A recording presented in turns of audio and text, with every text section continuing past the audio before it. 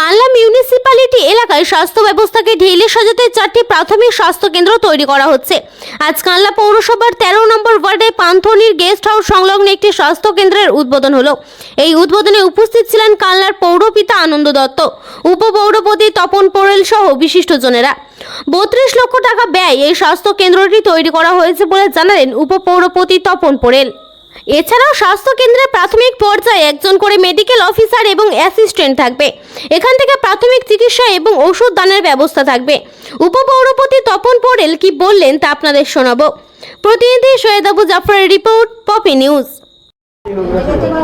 NULM একটা যে mission, এই মিশনে NUHM এর প্রজেক্টের আন্ডারেই আপনার হচ্ছে কি কানলাতে যে বেশ কয়েকটি স্বাস্থ্যকেন্দ্র এরকম হবে।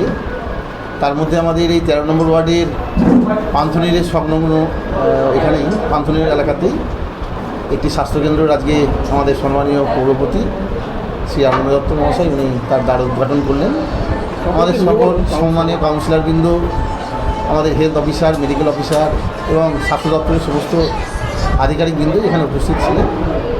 এখানে কী কী পরিষেবা থাকবে? এখানে স্বাস্থ্য পরিষেবার আপনার অর্থ যেটা প্রাথমিক পর্যায়ে যেটুকুনি পরিষেবা সেটা মোটামুটি পুরোটাই কভার হবে এই স্বাস্থ্যকেন্দ্র থেকে। এটা কত টাকা ব্যয় তৈরি হলো? প্রায় 32 লক্ষ টাকা ব্যয়ে আমাদের এই স্বাস্থ্যকেন্দ্রটা তৈরি হলো। কবে থেকে শুরু হচ্ছে? আজকে থেকেই তো শুরু হলো। আর শুধু হ্যাঁ আজকে থেকেই শুরু হয়ে গেল এটা আপনার হচ্ছে পরিষেবাটা। এখানে কি এমওরা থাকবেন? হ্যাঁ এমও তো থাকবেন, এমও আর কি ইয়ে হয়ে গেছে, পোস্টিং হয়ে গেছে, স্টাফও স্টাফ সব চলে এসেছে।